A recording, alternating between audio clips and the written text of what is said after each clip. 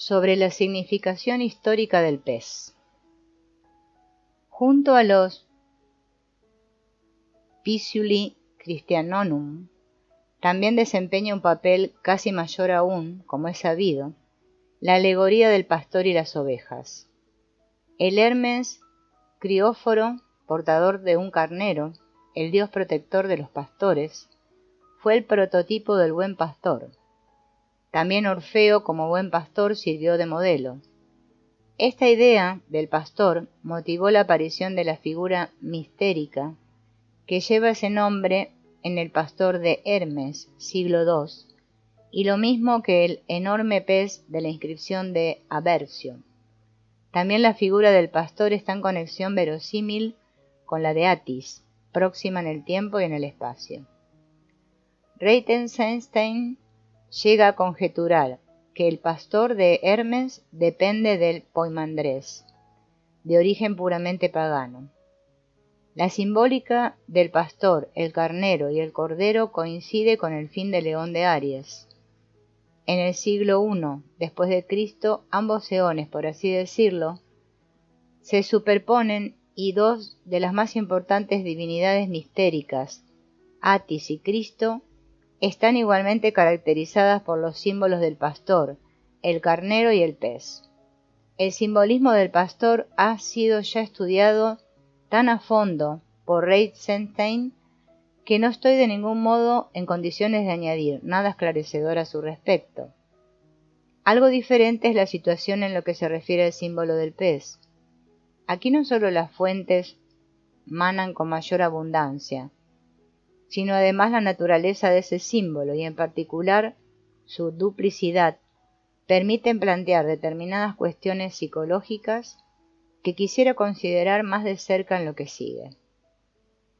Como todo héroe, también Cristo tuvo una infancia amenazada, matanza de los inocentes, huida a Egipto.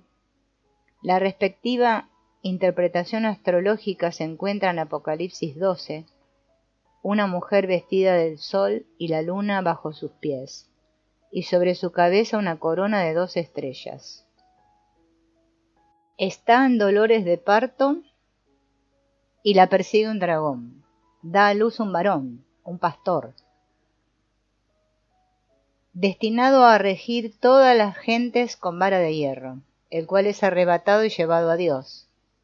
Esta historia hace eco a numerosos motivos afines de Oriente y Occidente, así el motivo de Leto y Pitón, de Afrodita y su hijo que perseguidos se lanzan al Éufrates y se convierten en peces, de Isis y Horus, en Egipto. Los griegos siríacos identificaban a Derketo, Atargatis y su hijo, Ictis, pez, con la constelación de Piscis. La maternidad divina, como la de la mujer coronada de estrellas del Apocalipsis, se asigna por regla general a una virgen, Partenos, Virgo, el mensaje de Navidad, Partenos te toquen, aus te pos, la Virgen ha parido, crece la luz. Es pagano, sobre el llamado Corión de Alejandría, cuenta Epifanio que en la noche de Epifanía, 5 al 6 de enero, los paganos hacen una gran fiesta. Velan toda la noche entre cánticos y música de flautas que ofrecen a las imágenes de los dioses, y cuando la fiesta nocturna ha terminado, tras el canto del gallo, bajan con antorchas a un santuario subterráneo, de donde traen una figura tallada en madera, que colocan desnuda sobre unas angarillas, la cual tiene signada sobre la frente una cruz de oro, y en cada mano un signo de la misma forma, y otro en cada rodilla, y los 5 signos están igualmente hechos de oro. Llevan esa imagen 7 veces en torno del espacio central del templo, al son de flautas y tamboriles e himnos, y tras la procesión la bajan nuevamente al ámbito subterráneo. Y si se les pregunta ¿qué misteriosa ceremonia es esa?, responden: hoy, a esta hora, Coré, es decir, la doncella, ha dado a luz a León. Epifanio no se refiere a una secta cristiana, sino expresamente a idólatras, y ello para ilustrar las ideas de que también los paganos, involuntariamente por así decirlo, dan testimonio de la verdad cristiana. Virgo, como signo del zodíaco, porta o bien espigas o a un niño. Se le ha puesto en relación con la mujer del Apocalipsis. Se trata de la profecía de un nacimiento mesiánico al final de los tiempos. Como se ha atribuido pertenencia cristiana al autor del Apocalipsis, se plantea la cuestión: ¿a quién se refiere la mujer a la que se interpreta como madre del Mesías o de Cristo? ¿Y a quién el hijo de ella, que ha de regir, pastorear todas las gentes con vara de hierro? Como ese pasaje alude por una parte a la profecía mesiánica de Isaías y por otra a la ira de Yahvé, Salmo 2, se trataría en él de una especie de futuro renacimiento del Mesías. Pero tal interpretación es imposible sobre basamiento cristiano. De la descripción del Cordero de Apocalipsis 5, dice Boll: la asombrosamente extraña figura con 7 cuernos y 7 ojos no puede explicarse en lo más mínimo según las concepciones cristianas. También desarrolla el Cordero cualidades muy inesperadas. Es un guerrero vencedor. De su cólera deben guardarse los poderosos de la tierra. Se compara con el león de la tribu de Judá. Este Cordero, en cuya evocación se alude al Salmo 2:9, lo has de regir con vara de hierro, como vasija de alfarero harás los añicos. Da más bien la siniestra impresión de un carnero demoníaco, y para nada la de ese otro cordero que se deja llevar sin resistencia al sacrificio. El Cordero del Apocalipsis pertenece indudablemente a la serie de los monstruos corníferos de las profecías. De ahí que pueda plantearse la pregunta de si el autor del Apocalipsis no estaría influido por alguna representación en cierto modo antitética de Cristo, o sea, por una figura de sombra psicológica, una umbra, Jesús, que al final de los tiempos, por un acto de renacimiento, se conjugara con la del Cristo triunfante. Esta hipótesis podría explicar la repetición del mito de nacimiento y también el notable hecho de que en el Apocalipsis prácticamente no se menciona una expectativa escatológica tan importante como la del Anticristo. El carnero de 7 cuernos es todo aquello que Jesús no parece ser, y por lo tanto una auténtica sombra. Pero no es el Anticristo, el cual es hijo de Satán. Aunque el monstruo carnero, guerreador, corresponde a la sombra, en la medida en que representa una contraparte del Cordero sacrificado, sin embargo no se sitúa frente a Cristo en una oposición tan inconciliable como el Anticristo. De modo que la duplicación de la figura de Cristo en el Apocalipsis no puede ponerse en conexión directa con la escisión Cristo-Anticristo, sino que debe probablemente su existencia a un resentimiento antirromano de judeocristianos que se remite a Yahvé como Dios de la venganza y a su Mesías guerrero. El autor del Apocalipsis conocía quizá las especulaciones judaicas de que nos informan tradiciones tardías. En el Bereshit Rabbah de Rabí Moshe Had-Darshan se cuenta que Elías había encontrado en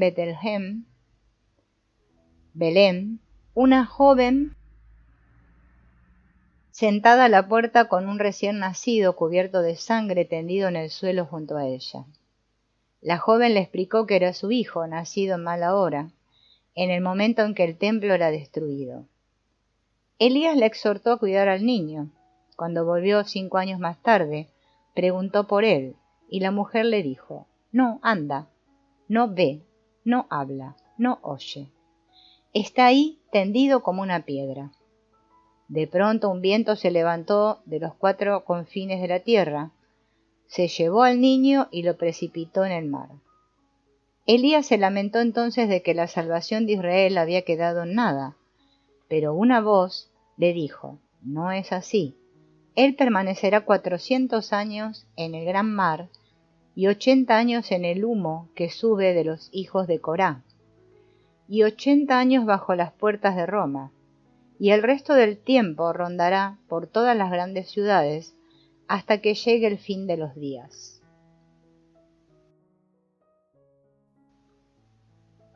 Este relato presenta un Mesías ciertamente nacido en Belén, pero luego arrebatado por intervención divina al más allá, mar inconsciente.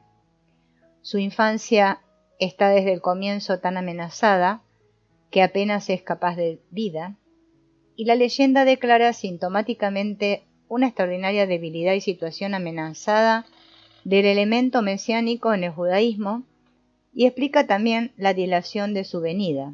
Por 560 años el Mesías permanece latente y solo entonces se pondrá en actividad para su misión.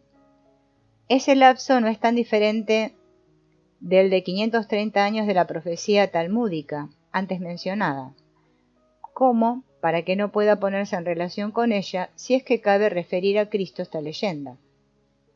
Por cierto que en las ilimitadas extensiones de la especulación judía hayan ocurrido tales contactos mutuos es más verosímil que lo contrario. Así también la amenaza mortal que pende sobre el Mesías o su muerte violenta es un motivo que se reitera en otros relatos. La tradición posterior, principalmente cabalística, conoce dos Mesías: el Mesías hijo de José o de Efraín y el Mesías hijo de David. Se los compara con Moisés y Aarón, o con dos corzos, esto último con referencia al canto 4:5 de la Biblia, donde dice: tus dos pechos son cual dos crías mellizas de gacela. El Mesías ben Yosef es, acorde con Deuteronomio 33, un primogénito de toro, y el Mesías ben David cabalga en un asno. El Mesías ben Yosef es el primero, el Mesías ben David el segundo. El Mesías ben Yosef debe morir para reconciliar al pueblo de Jehová por medio de su sangre. Caerá en lucha contra Gog y Magog y será muerto por Armilus. Armilus es el anti-Mesías engendrado por Satán en un bloque de mármol, y será a su vez muerto por el Mesías ben David. Este hará luego descender del cielo la nueva Jerusalén y devolverá la vida al Mesías ben Yosef. Este último desempeña en la tradición posterior un papel notable. Ya Tabari, el comentador del Corintios, menciona que el anticristo ha de ser un rey de los judíos, y en la Mashmila Yeshua, la salvación proclamada, de Arbabanel, el Mesías ben Yosef es directamente el anticristo. Así pues, no solo se lo caracteriza como el Mesías sufriente frente al Mesías victorioso, sino que acaba por ser concebido como su contrario. Como lo indican estas tradiciones, la mencionada debilidad del elemento mesiánico consiste en una escisión del mismo, que puede llegar a constituirse en una oposición. Este desarrollo corresponde por una parte a la idea, ya presente en la literatura religiosa persa precristiana, de la enantiodromía, de los grandes períodos del tiempo, o sea, de la corrupción del bien, como se dice en el Brahman Shast 1.3, la cuarta edad de hierro. Por otra parte, la decisión en la figura del Mesías es expresión de una inquietud interna con respecto al carácter de Yahvé, cuya injusticia e inconfiabilidad desde el libro de Job no podía sino perturbar al creyente reflexivo. Job plantea inequívocamente el problema, y el cristianismo ha dado una respuesta igualmente neta. La mística judía, en cambio, tomó un camino propio, y su especulación gira en torno de profundidades que el pensamiento cristiano ha hecho esfuerzos extremos por encubrir. No quisiera entrar en el desarrollo de este tema, sino solo citar un relato de Ben Ezra Había en España un gran sabio, de quien se decía que no había podido leer nunca el Salmo 89, pues lo encontraba demasiado difícil. Se trata del Salmo 89, 34 y siguientes. Mas mi merced no retiraré, ni a mi fidelidad traicionaré, no violaré mi pacto, ni mudaré lo salido de mis labios. Una vez juré por mi santidad, no mentiré a David, su prole durará para siempre, y su trono como el sol ante mí. Durará eternamente cual la luna, testigo fiel de los cielos. Mas tú lo has desdeñado y rechazado, te has encolerizado con tu ungido, has despreciado la alianza con tu siervo, profanado por tierra su corona. Has hecho que cesara su esplendor y su trono por tierra has arrojado. El problema que aquí se plantea es el mismo de Job. Como valor supremo y como supremo dominador de la jerarquía del alma, está la imagen divina en relación de la unión inmediata o aún de identidad con el sí mismo, y todo lo que acaece en ella tiene efecto en éste. Toda inseguridad con respecto a la primera significa una profunda perturbación para el segundo. Por eso la cuestión, por su carácter penoso, permanece por regla general ignorada. Pero esto no significa, en modo alguno, que no se plantee en el inconsciente, al contrario, hasta recibe respuesta, por ejemplo, en la forma de ideas y convicciones, de propagación epidémica, como el materialismo, el ateísmo y sustitutos análogos. Estos se presentan allí donde se espera en vano la respuesta legítima. Tales formaciones sustitutivas reprimen el planteo genuino y rompen así la continuidad de la tradición histórica, que es el rasgo característico de toda cultura. La consecuencia es confusión y trastorno. El cristianismo insistió en su momento en la bondad de Dios como Padre amoroso y trató por lo menos de privar de sustancia al mal. Las profecías paleocristianas sobre el anticristo y ciertas ideas de la teología judaica tardía hubiesen podido, sin embargo, dar indicios de que la respuesta cristiana al problema de Job entrañaba un corolario cuya terrible realidad, la escisión de nuestro mundo en dos, nos ha puesto amenazadoramente ante los ojos. La destrucción de la imagen de Dios tiene por consecuencia la anulación de la personalidad humana. El materialismo ateo forma, con sus utópicas quimeras, la religión de esos movimientos racionalistas que delegan a la masa la libertad personal y de ese modo la extinguen. Los representantes del cristianismo se desgastan en la mera preservación de lo heredado, sin empero seguir construyendo su morada para reconfigurarla con mayor amplitud. Pero en estas cosas la estagnación amenaza a la larga con un desenlace fatal.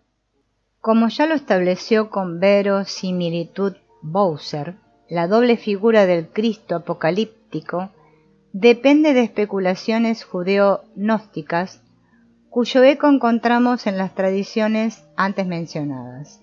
La intensa preocupación de los gnósticos por el problema del mal contrasta llamativamente con la perentoria anulación del mismo por los padres de la Iglesia, y demuestra que esa cuestión adquirió actualidad ya para comienzos del siglo III. En relación con esto, cabe referirse, como ya hemos indicado, a esa concepción de Valentino, según la cual Cristo fue nacido con cierta sombra, la cual, empero, cercenó de sí. Valentino floreció cerca de la primera mitad del siglo II y el Apocalipsis fue compuesto verosímilmente alrededor del año 90, bajo Dominicano. Valentino, lo mismo que otros gnósticos, repensó el Evangelio, por lo cual no me parece imposible que entendiera, por la sombra, la ley ya vista, bajo la cual había nacido Cristo.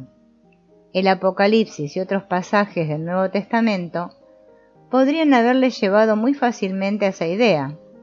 Ello, aparte de las concepciones más o menos coetáneas sobre el demiurgo o sobre la primera Ogdoada, constituida por luz y sombra.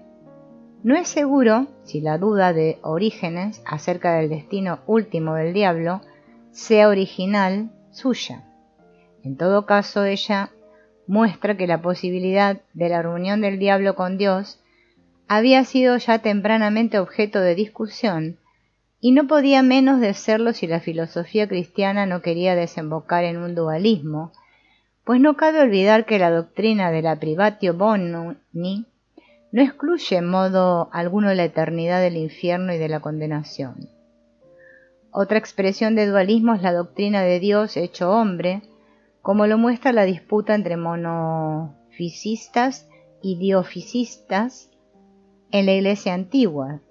Aparte de su significación religiosa, para la plena unidad de ambas naturalezas, ese dogma tiene además, como quisiera señalarlo de paso, un aspecto psicológico notable. En efecto, dice, traducido al lenguaje psicológico, que Cristo, ya que corresponde al yo en cuanto hombre y sí mismo como Dios, es al par yo y sí mismo, y por lo tanto parte y todo. Empíricamente la conciencia no puede abarcar la totalidad, pero es verosímil que ésta se halle presente inconscientemente en el yo.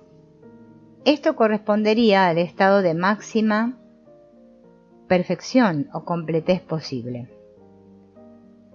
He entrado con algún detalle en los diversos aspectos dualísticos de la cristología porque a través del simbolismo del pez, Cristo se incorpora a un mundo de ideas aparentemente ajenas al Evangelio, un mundo originariamente pagano, compenetrado de creencias astrológicas, en una medida de la cual hoy apenas podemos formarnos una representación adecuada. Cristo se sitúa al comienzo de la era de Piscis. No está excluido en modo alguno que hubiese cristianos, instruidos, conocedores de la connunctio magna de Saturno y Júpiter en Piscis, el 7 a.C., así como según los datos del Evangelio, hubo caldeos que hasta descubrieron el lugar del nacimiento. Pero Piscis es un signo doble. Esa noche sagrada, cuando alrededor de medianoche, según el cómputo antiguo, el Sol entra en Capricornio, Virgo está sobre el horizonte oriental, pronto seguida por la serpiente, contenida en la constelación del Serpentario. Esta coincidencia astrológica me parece digna de mención, así como la idea de que los dos peces de la constelación estén en relación de madre a hijo, relación que tiene una significación muy especial, ya que apunta a una unidad originaria de Piscis. En efecto, en la astrología babilonia y en la India hay solo un pez. Más tarde ese pez madre dio a luz evidentemente un hijo, un pez también. A ello corresponde la Derketo Atargatis fenicia, cuya figura era mitad pez y que tenía un hijo llamado Ictis, igual pez. No es imposible que el signo del profeta Jonás se funde en alguna tradición de un viaje nocturno por mar y la victoria sobre la muerte, donde el héroe renaciera tras ser devorado por el pez, el dragón ballena. El nombre de Salvador, Josué, está en relación con el pez. Josué es hijo de Nun, nombre del pez. El Josué hijo de Nun, Yeshua ben Nun, de la leyenda de Al-Kid, también tiene que ver con un pez, que destinado a comerse fue revivido por una gota de agua de la fuente de la vida. Las madres primordiales mitológicas suelen ser peligrosas para sus hijos. Jeremías menciona una lámpara paleocristiana en que está figurado un pez devorado por otro. A algo semejante podría referir el nombre de la estrella principal del pez austral, Fom al-Haut, boca del pez, y en la historia general de los símbolos se atribuyen a los peces todas las formas posibles de la concupiscencia devorante. Serían ambitiosi, libidinosi, voraces, avari, lascivi, en suma. Una imagen de las vanitas mundanas y de las voluptas terrenas. La atribución de estas malas cualidades a los peces se debe especialmente a la relación de los mismos con la diosa madre y diosa del amor, Ishtar, Astarte, Atargatis y Afrodita. Esta última, como Venus planetaria, tiene su exaltación precisamente en Piscis. Al igual que en la simbólica general, también en la tradición astrológica los peces reciben desde antiguo las mismas tachas. Pero, por otra parte, se les atribuye una particular y elevada significación. Esto se debe, por lo menos en astrología, sin duda, a que el nacido bajo Piscis tiene expectativas de ser pescador o marino y por lo tanto de capturar peces o de dominar los mares, lo que constituye un eco de la identidad totémica primitiva entre el cazador y el animal de presa. Así el héroe cultural babilónico Oannes es el mismo un pez, y el Iquitis cristiano es el pescador de hombres por excelencia. Este, considerado en la historia de los símbolos, es inclusive el anzuelo o el cebo divino con que se captura al Levistán, concebido como la muerte o el diablo. En la tradición judía el Levistán es una especie de comida eucarística reservada en una vida futura a los justos, que además, después de la muerte, se revisten con una piel de pez. Cristo no es solo el pescador, sino también el pez que se consume eucarísticamente. Así, San Agustín, en sus confesiones, dice: aunque el pez que ha sido extraído de las profundidades es comido por ella, la tierra, en aquella mesa que tú, ante los creyentes, has preparado, pues para eso fue extraído el pez de las profundidades, para alimentar a la sedienta. Aridam, sobreentendido terram. Agustín alude aquí al pescado que sirvieron los discípulos en Emaús. El pez salvador se nos aparece ya en la leyenda de Tobías. El arcángel Rafael ayuda a Tobías a capturar el pez que quiere devorarlo y le enseña cómo se prepara con el corazón y el hígado del pescado un medio mágico contra los malos espíritus y cómo con la hiel del mismo podrá curar la ceguera de su padre. San Pedro Damián caracteriza a los monjes como peces, siendo los fieles en general los pececillos que se agitan en la red del gran pescador de hombres. En la inscripción de Pectorio, comienzos del siglo IV, los creyentes están designados como ictios, ouraniou, tefon genos, la progenie divina del pez celeste. El pez de Manu es un salvador, un setter, legendariamente identificado con Vishnu en forma de pececillo de oro. Este pide a Manu que lo acoja, pues teme que los monstruos marinos lo devoren. Luego crece, del modo consabido, hasta adquirir poderosas dimensiones, y salva a Manu del gran diluvio. El 12º día del primer mes del año indio, se deposita en el agua un pez dorado en una escudilla y se pronuncia esta invocación. Como tú, oh Dios, en la forma de un pez, has salvado los Veda que se encontraban en el mundo inferior, así sálvame también, oh que Cava de Gubernatis y con él otros investigadores propusieron derivar el pez cristiano del de la India. Un influjo indio no es imposible, pues ya en esta época precristiana existieron relaciones con la India y en época paleocristiana estuvo vigente cierto influjo oriental, como resulta de los datos de Hipólito y Epifanio. Sin embargo, no hay ningún fundamento serio para dar origen indio al pez cristiano, ya que la simbólica occidental del pez es de tan rico desarrollo y tan arcaica que puede muy bien reivindicar carácter autóctono.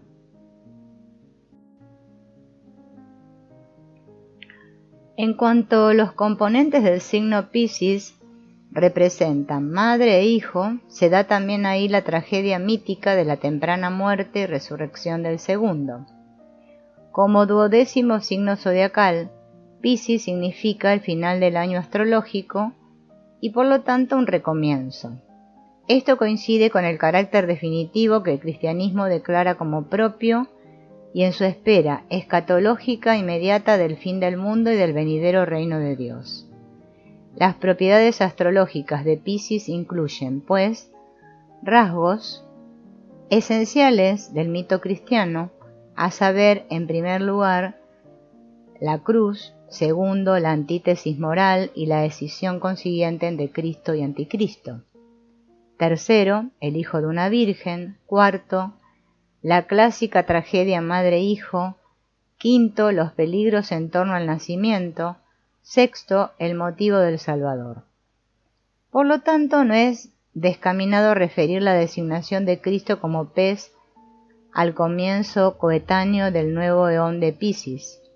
Si esta relación existía ya en época antigua, debió de permanecer como un presupuesto tácito deliberadamente mantenido en secreto, pues hasta donde yo sé, no hay documentación alguna que haga derivar del zodíaco el simbolismo cristiano del pez.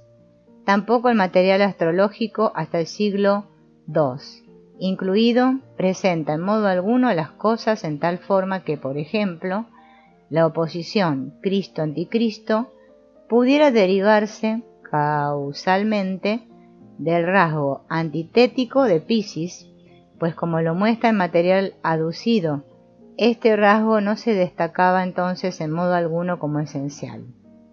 Además, en el ictis cristiano se trata siempre de un solo pez, en lo que Dolger insiste con razón. Debe ponerse de relieve a este respecto que en la interpretación astrológica Cristo es solo uno de los dos peces, mientras que el papel del otro corresponde al anticristo. De hecho, no hay ninguna clase de apoyo para la suposición de que Piscis haya podido ser el prototipo del ictis cristiano. En cambio, la simbólica pagana del pez prepondera significativamente. Entra en consideración sobre todo quizá el material judío expuesto por Scheffel-Lowitz, el cáliz de bendición judío. Estaba ocasionalmente ornado con imágenes de pez, pues el pescado se consideraba el alimento de los bienaventurados en el más allá. Dicho cáliz se ponía como ofrenda a los difuntos en las tumbas. Los peces como símbolo sepulcral tienen amplia difusión. El pez cristiano se nos aparece principalmente así. Los israelitas piadosos que viven en las aguas del conocimiento son comparados con peces. Esta analogía resultaba evidente de por sí alrededor del 100 después de Cristo. Además, el pez tenía significación mesiánica. Según el Apocalipsis siríaco de Baruch, junto con la llegada del Mesías, el Leviatán se levanta del mar.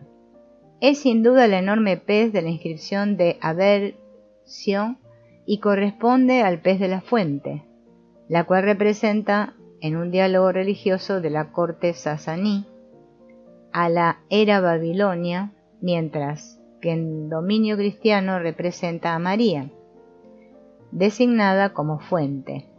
Lo mismo por gnósticos en los Hechos de Tomás que por ortodoxos, por ejemplo, en un himno de Sinesio, fuente de las fuentes, comienzo de los comienzos, raíz de las raíces, mónada eres de las monadas.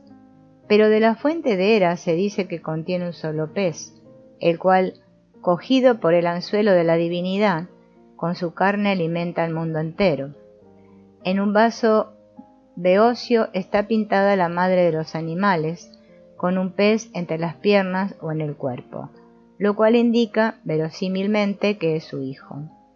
Aunque en el diálogo sasaní hay una transferencia a Hera del mito mariano, sin embargo el símbolo del pez no corresponde en él al simbolismo cristiano, pues en este el crucificado es el anzuelo o el cebo con el cual Dios coge al Leviatán, que representa en ese contexto a la muerte o al diablo, la antigua serpiente y no al Mesías. El Parmacón Atanasías o droga de la inmortalidad es en la tradición judaica la carne del Leviatán, el pez mesiánico, según lo denomina Shef-Lowitz. En el Talmud Sanedrín 98a se dice que el Mesías aparece cuando el enfermo anhelosamente desea el pez que no puede encontrar en ningún lado. Pero, como señalábamos antes, según el Apocalipsis de Banik, también el Behemoth, junto con el Leviatán, es una comida eucarística. Este es un punto que siempre se pasa por alto, como ya he explicado en otros lugares. Las dos bestias primordiales de Yahvé parecen representar un par de opuestos, ya que el uno es declaradamente un animal terrestre y el otro un animal marino. Este último, según el notorio, y lo hemos visto antes, surge en la tradición judaica junto con el Mesías. Desde antiguo, no solo en el judaísmo, sino en el cercano oriente en general, se identificó el nacimiento de un hombre descollante con la aparición de una estrella. Así profetiza Balaam: lo veo, mas no ahora, lo diviso, pero no de cerca, una estrella sale de Jacob. Siempre la esperanza mesiánica está ligada a la aparición de una estrella. Según el Zohar, el pez que devoró a Jonás había muerto, resucitado al cabo de 3 días y entonces vomitado a Jonás nuevamente. Por medio del pez encontramos un medio de salvación para el mundo entero. Este texto es ciertamente medieval, pero proviene de una fuente insospechable. El enorme y puro pez de la fuente, mencionado en la inscripción de Aversio, no es, según la opinión de Shef-Lowitz, otro que el Leviatán, el cual no solo es el más grande de los peces, sino también considerado puro, acerca de lo cual dicho autor cita las fuentes talmúdicas respectivas. Al mismo orden de ideas también pertenecen sin duda el antes referido Heis Monos, uno y único pez, de lo actuado en Persia.